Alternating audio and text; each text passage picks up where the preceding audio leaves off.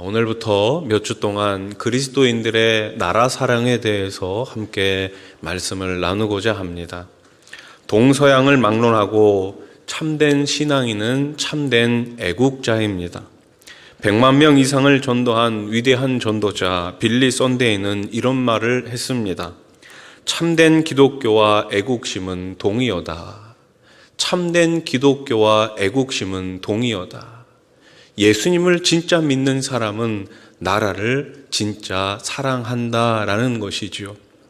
그렇습니다. 좋은 신앙인은 좋은 애국자입니다. 예수님을 사랑하는 사람은 내 나라, 내 민족을 사랑합니다. 우리 각자가 보는 시국과 입장들이 서로 다르다고 할지라도 우리는 마음속에 주여 우리 대한민국이 좋은 나라가 되게 하시고 좋은 정부, 좋은 지도자에 대한 우리의 염원이 있어야 합니다. 그래서 좋은 정부, 좋은 지도자, 좋은 나라가 되기 위해 우리에게 필요한 것은 바로 올바른 역사관입니다. 여러분, 6.25 전쟁이 남긴 인류사적 교훈이 있다면 무엇이 있을까요? 6.25 전쟁이 인류사적으로 어떤 교훈을 우리들에게 가르쳐주고 있을까요? 미국의 수도 워싱턴에는 한국전 기념공원이 있습니다. 해마다 300만 명 이상의 사람들이 이곳을 방문한다고 합니다. 그리고 이곳을 방문하는 미국인들과 세계의 자유를 사랑하는 사람들은 이곳에서 조각가 프랭크 게일로드의 작품인 판초 우위를 보고 매우 깊은 감명을 느낀다고 합니다. 하지만 그 무엇보다 이곳을 방문하는 방문객들의 시선을 끄는 것은 여기에 새겨진 문구 때문입니다. 그 문구는 이렇게 적혀 있습니다. 우리 미 합중국은 조국의 부름을 받고 한 번도 만나지 못했던 사람들, 전혀 알지도 못했던 나라의 자유를 위해 달려갔던 자랑스러운 우리의 아들과 딸에게 깊은 경의를 표한다. 한 번도 만나보지 못했던 사람들, 한 번도 가보지 않았던 나라에 조국의 부름을 받고 자유를 위해서 헌신했던 그들의 희생을 표현하고 있습니다. 그리고 그 아래에는 은색 글씨로 선명하게 새겨진 또 하나의 메시지가 있습니다. 자유는 결코 공짜가 아니다. 자유는 결코 공짜가 아니다. 그렇습니다. 자유는 결코 그냥 주어지는 것이 아닙니다. 그렇습니다. 과거부터 현재까지 수많은 나라, 수많은 민족이 자유를 얻기 위해 흘린 피가 얼마나 많이 있습니까? 지금도 자유를 얻기 위해 가지고 피 흘리고 있는 사람들이 있습니다. 두 동강난 이 작은 한반도 땅에서 대한민국이라는 나라가 자유로운 국가로서 민족적 생존을 위해 희생된 사람들이 얼마나 많이 있습니까? 당시 6.25 전쟁을 통해 유해인군 사망자가 모두 62만 8천 명에 이릅니다. 부상자는 106만 명이고 실종자는 47만 명에 다다릅니다. 이 전쟁에서 미국의 아이젠하워 대통령도 또 벤트리프 장군과 클라크 유해인군 사령관도 자신의 아들을 잃고 말았습니다. 심지어 워커 중장은 자식과 함께 참전했다가 모두 전사하고 말았습니다. 오늘날 그릇된 이념의 영향을 받은 이 땅에 젊은 전후 세대들 가운데 종종 북침설을 믿는 사람들이 있습니다만 만일 6.25 전쟁이 남한에서 먼저 준비되어 의도된 북침이었다면 6.25 전쟁이 발발한 지 불과 3일 만에 수도 서울이 함락되고 40일 만에 낙동강 하류에 부산만 남게 되는 일방적 전쟁이 될 수는 없었습니다. 당시 북한의 총 병력은 남한의 갑절이나 많은 20만 명 이상의 병력을 소유했습니다. 남한에는 탱크나 자주포가 단 한 대도 없었으나 북한은 탱크만 242대, 자주포가 176대를 보유하고 있었습니다.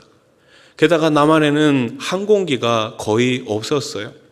그러나 북한에는 211대의 전투기가 있었습니다.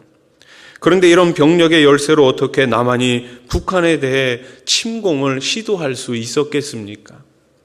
이런 열세의 전쟁에도 불구하고 오늘의 대한민국이 자유로운 국가로 생존할 수 있었던 것은 아무리 생각해도 하나님의 은혜입니다.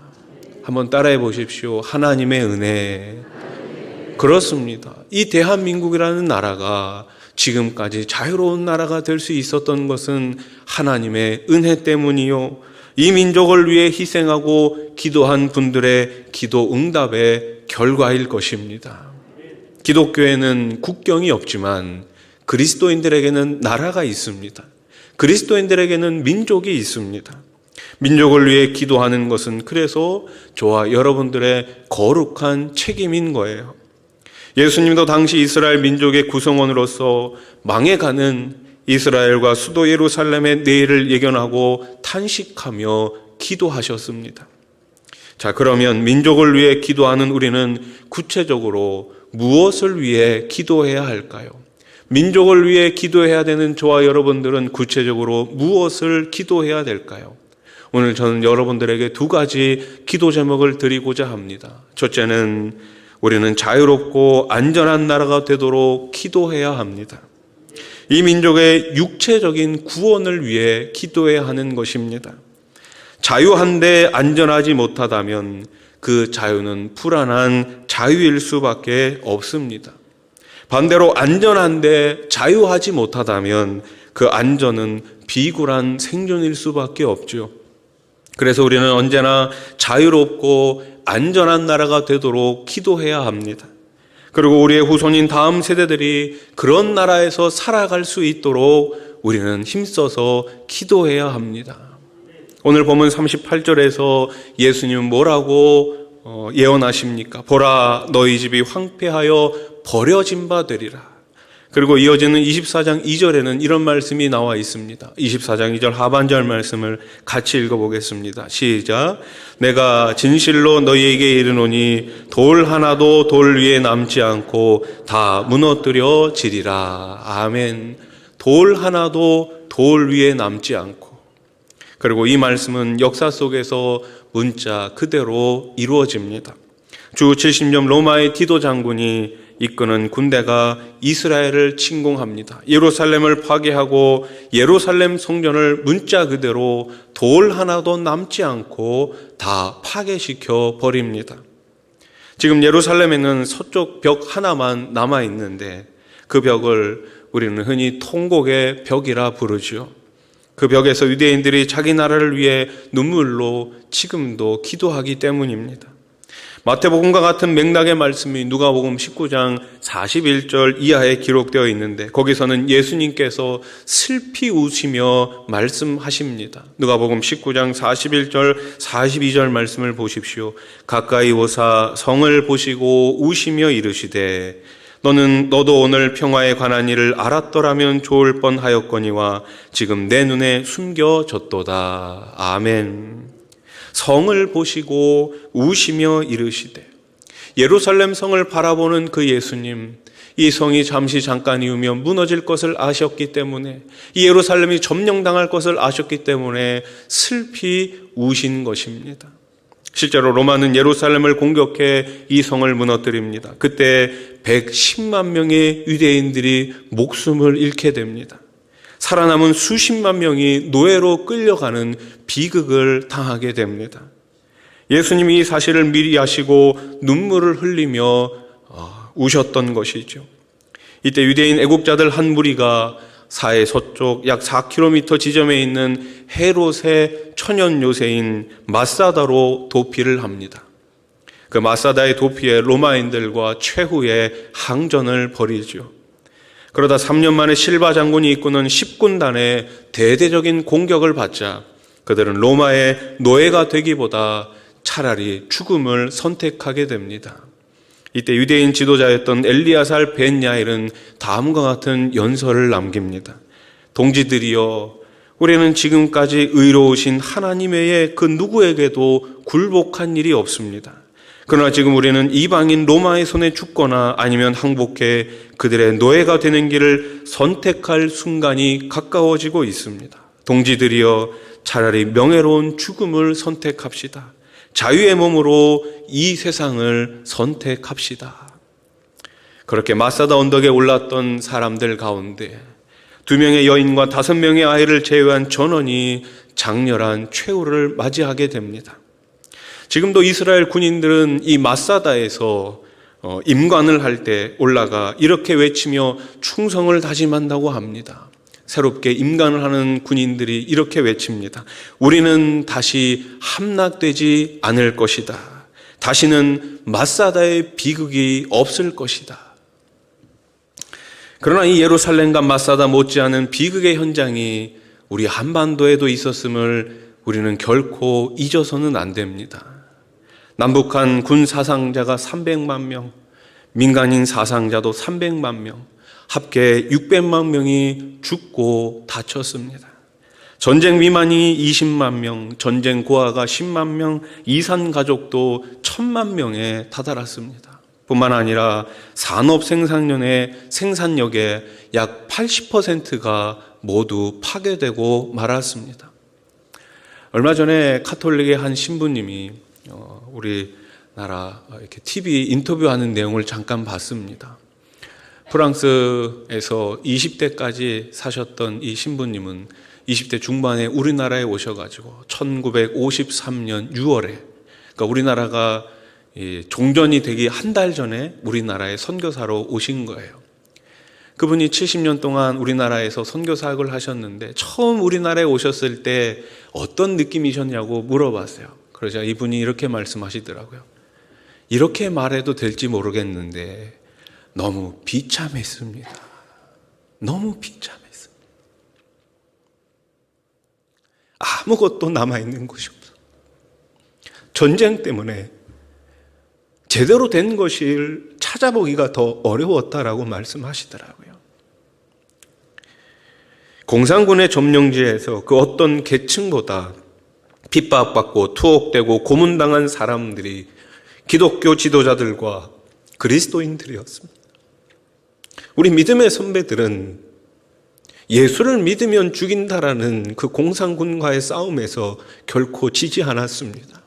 마지막까지 예수를 붙잡았습니다. 실로 인류 역사상 그 유래를 찾아보기 어려운 비극적 전쟁이 바로 우리가 살고 있는 한반도 6.25 전쟁이었던 것입니다. 이런 전쟁의 비극이 다시는 없도록 자유와 안전에 보장된 이 나라 이 민족을 위해 우리는 지금 기도해야 합니다.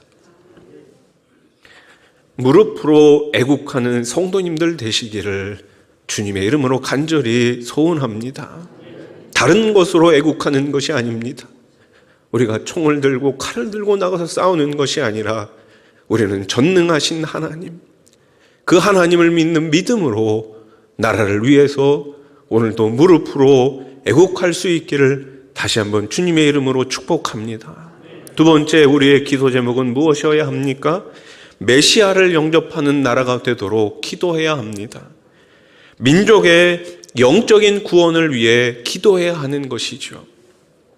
우리의 구원자 되신 예수님을 영접하는 나라가 되도록 기도해야 됩니다. 예수만 섬기는 나라, 예수님을 섬기는 나라가 되도록 기도해야 합니다.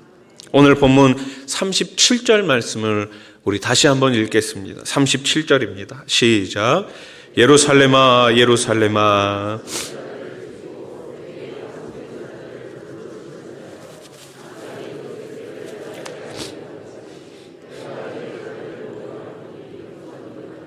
그러나 너희가 원하지 아니하였도다. 아멘. 당시 유대 지도자들을 맹렬하게 비난하고 그들을 따르는 사람들에게 심판을 선언하신 예수님은 너무나 불쌍하고 안타까워 눈물을 흘리셨습니다. 예수님은 구약의 애가를 부르는 감정으로 이 심판을 선언하고 있는 것입니다. 예루살렘아, 예루살렘아. 이것은 온 이스라엘을 부르는 외침이었죠. 예루살렘은 하나님이 보내신 선지자들을 죽이고 돌로 쳤습니다. 앞으로 예수님이 보내실 선교사들도 모두 죽일 것입니다. 그럼에도 불구하고 예수님은 이스라엘을 생각할 때마다 안타까워하셨습니다. 그래서 암탉이 새끼를 날개 아래 모으는 것처럼 예루살렘의 자녀들을 여러 차례 그분의 날개 아래 모으려고 애쓰셨습니다. 예수님은 어떻게 해서든 그들을 품으려고 기회를 주셨지만 그들은 계속 예수님을 거절했습니다. 지금 예수님은 자기 민족이 정치, 사회적으로 그리고 영적으로 위기에 처한 것을 보신 거예요.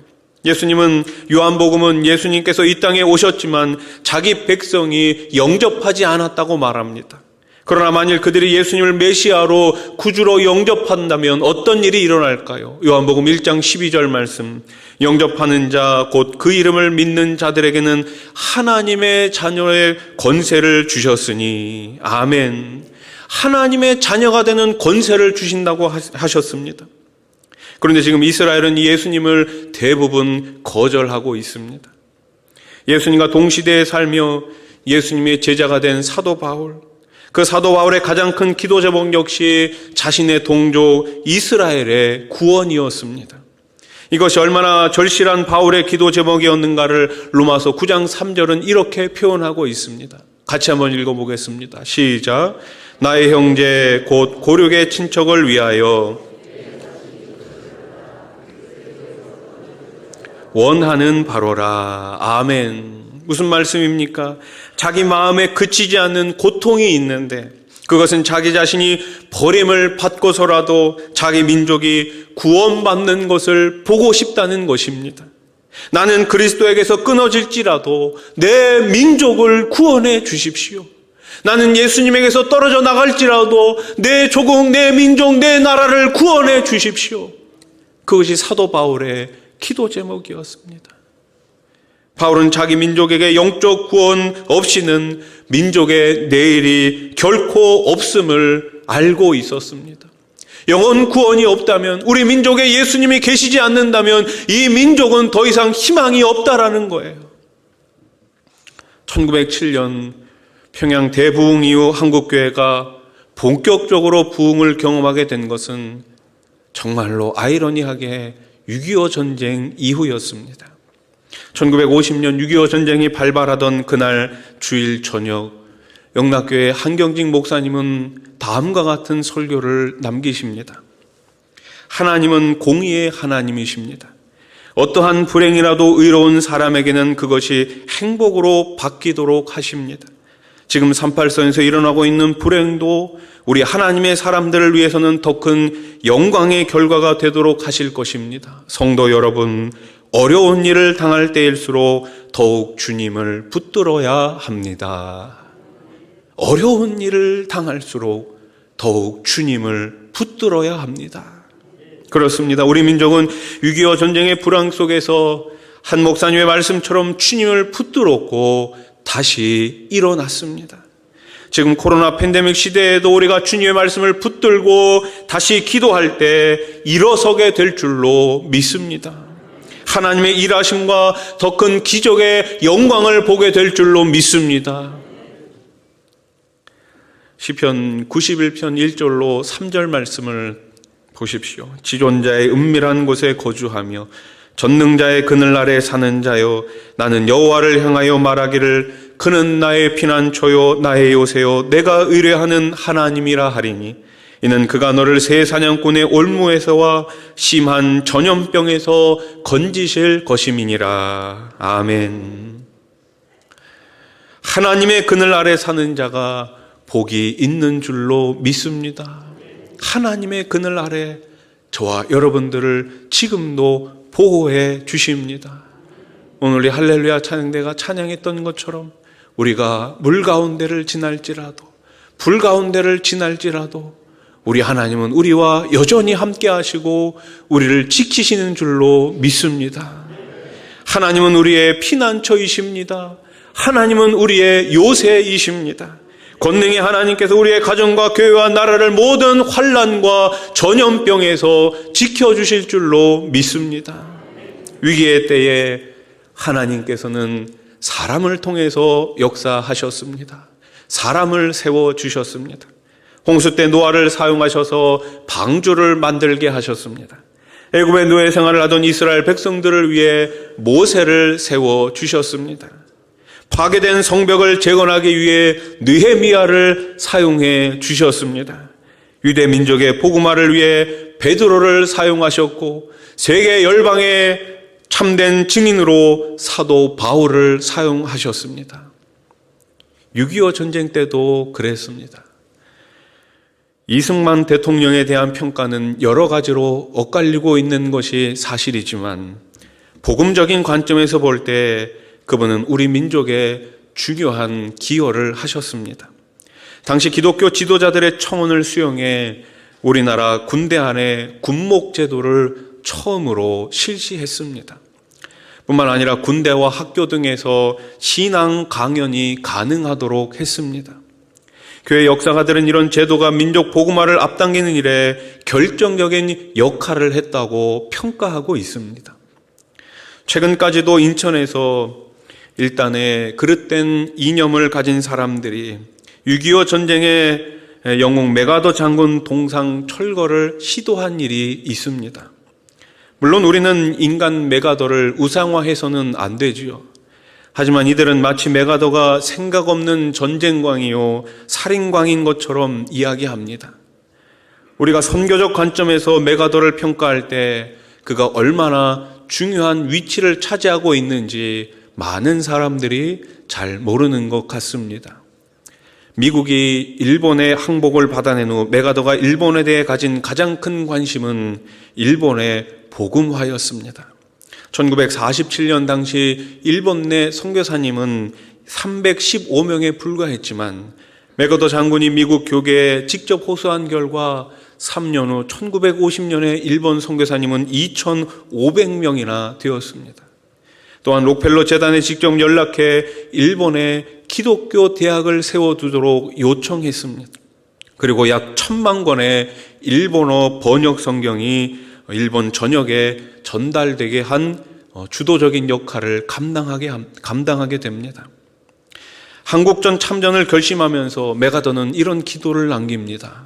하나님, 또 하나의 전쟁을 원하지 않습니다. 그러나 저 작은 한반도 땅에 하나님의 의를 전할 수 있다면 기꺼이 저를 사용해 주시옵소서. 그렇습니다. 하나님께서 그를 쓰셔서 이 민족을 구원해 주셨습니다.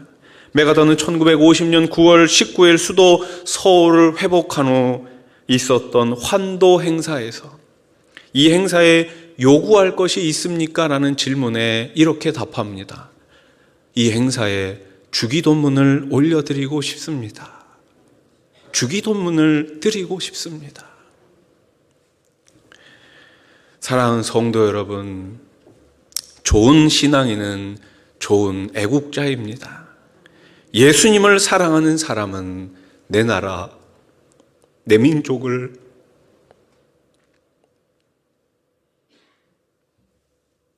사랑합니다. 그 사랑을, 그 애국을 어떻게 할 수 있을까요? 우리 그리스도인들은 무릎으로 할 수 있습니다. 우리는 기도로 해야 합니다. 무엇을 기도해야 됩니까? 자유롭고 안전한 나라가 되도록 기도하시기 바랍니다. 구원자 예수님을 영접하는 나라, 예수님을 섬기는 나라가 되도록 기도해야 합니다. 예레미야 29장 12절로 13절 같이 읽겠습니다. 너희가 내게 부르짖으며 내게 와서 기도하면 내가 너희들의 기도를 들을 것이요 너희가 온 마음으로 나를 구하면 나를 찾을 것이요 나를 만나리라. 아멘. 내가 너희들의 기도를 들을 것이다. 온 마음으로 나를 구하면 찾을 것이요 나를 만나리라. 우리 주님의 약속의 말씀입니다. 사랑하는 성도 여러분, 예루살렘아 예루살렘아, 안타까운 심령으로 탄식하셨던 그 예수님처럼 나라와 민족을 위해 무릎으로 애국하시는 성도님들 되시기를 주님의 이름으로 간절히 축원합니다. 축원합니다.